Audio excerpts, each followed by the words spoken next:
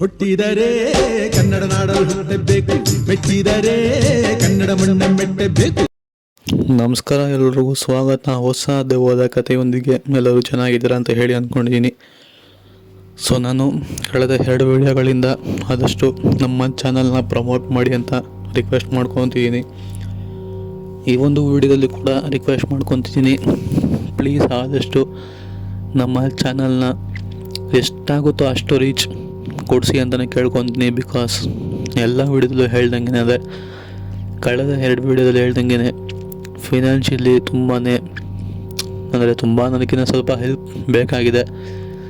So ನನಗೆ ಯೂಟ್ಯೂಬಿಂದನೂ ಕೂಡ ಒಂದು ಕಡೆ ಇನ್ಕಮ್ ಬಂತು ಅಂತಂದರೆ ತುಂಬಾ ಸಹಾಯ ಆಗುತ್ತೆ. ನಾನು ನಿಮ್ಮ ಹತ್ರ ಫಿನಾನ್ಷಿಯಲ್ ಹೆಲ್ಪ್ ಕೇಳ್ತಿಲ್ಲ, ಬಟ್ ಪ್ಲೀಸ್ ದಯವಿಟ್ಟು ಯಾರು ಕೂಡ ತಪ್ಪಾಗಿ ಅರ್ಥ ಮಾಡ್ಕೊಂಬೇಡಿ, ಆದಷ್ಟು ರೀಚ್ ಕೊಡಿಸಿ. ಬಿಕಾಸ್ ನಿಮ್ಮೆಲ್ರಿಗೂ ಕೂಡ ಗೊತ್ತೇ ಇರುತ್ತೆ ಒಂದು ಕಮಿಟ್ಮೆಂಟ್ಗಳು ಹೆಂಗೆ ಬರ್ತಂತ ನಿಮ್ಮೆಲ್ರಿಗೂ ಕೂಡ ಗೊತ್ತೇ ಇರುತ್ತೆ. ಬಿಕಾಸ್ ಕಮಿಟ್ಮೆಂಟ್ಗಳಿಲ್ಲದೆ ಇದ್ದರೆ ಮನುಷ್ಯನಿಗೆ ಆಗಲ್ಲ, ಅದೇ ಥರ ಕಮಿಟ್ಮೆಂಟ್ಗಳೆಲ್ರಿಗೂ ಕೂಡ ಇದ್ದೇ ಇರುತ್ತೆ.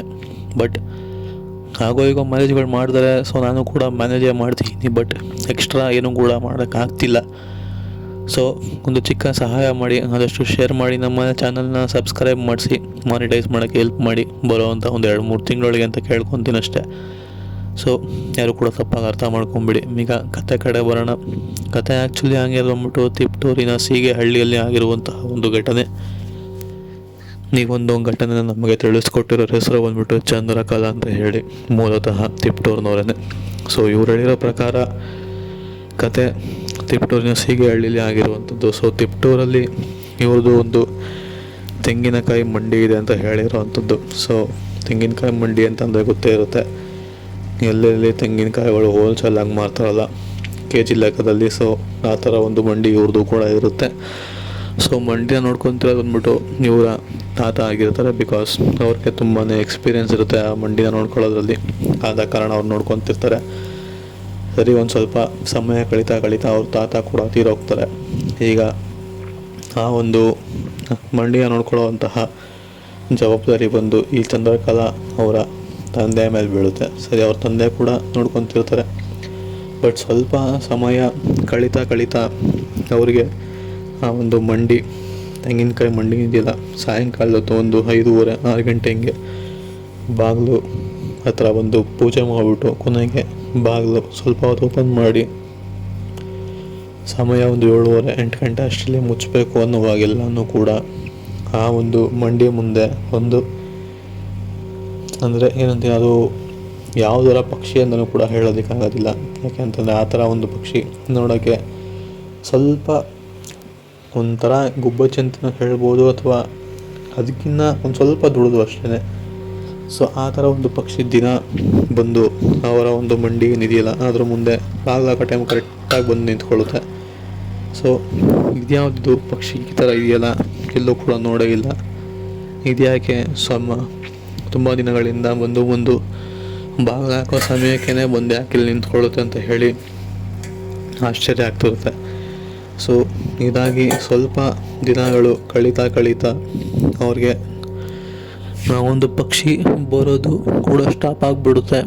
ಸೊ ಅದಾದಮೇಲೆ ಅವ್ರಿಗೆ ಆಗುವಂಥದ್ದು ಅಂದರೆ ಅವರ ಒಂದು ತೆಂಗಿನಕಾಯಿ ಮಂಡಿ ಇದಿರುತ್ತಲ್ಲ, ಸೊ ಆ ಒಂದು ತೆಂಗಿನಕಾಯಿಗೆ ಮಂಡಿ ನೋಡ್ಕೊತಿದ್ದು ಬಂದ್ಬಿಟ್ಟು ಅವರ ತಾತ.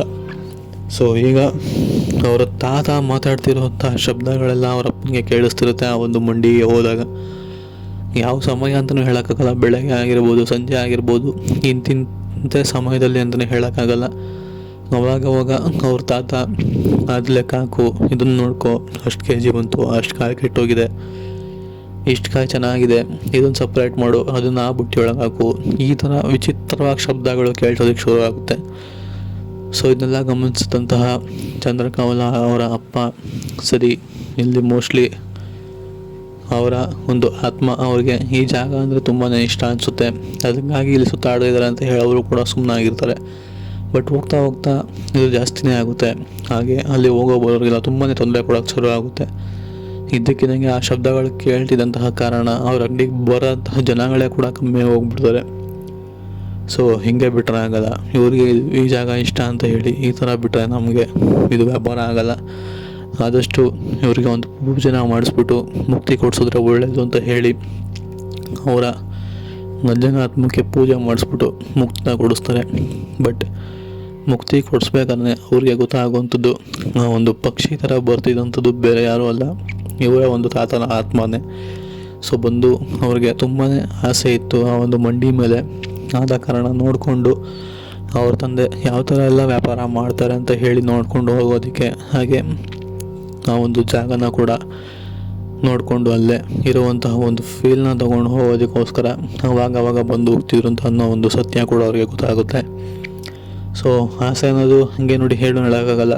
ಒಂದು ಜಾಗದ ಮೇಲೆ ಆಸೆ ಇತ್ತು ಅಂತ ಹೇಳಿದ್ರೆ ಆ ಜಾಗಕ್ಕೆ ಸತ್ತ ಮೇಲೂ ಕೂಡ ಯಾವುದೋ ಒಂದು ರೂಪದಲ್ಲಿ ಅವರು ಅಲ್ಲೇ ಇರ್ತಾರೆ ಅಂತ ಹೇಳ್ಬೋದು. ಸೊ ಇದು ಆ್ಯಕ್ಚುಲಿ ಆಗಿರುವಂತಹ ಒಂದು ಘಟನೆ. ಸಿಗೋಣ ಮುಂದಿನ ವಿಡಿಯೋದಲ್ಲಿ.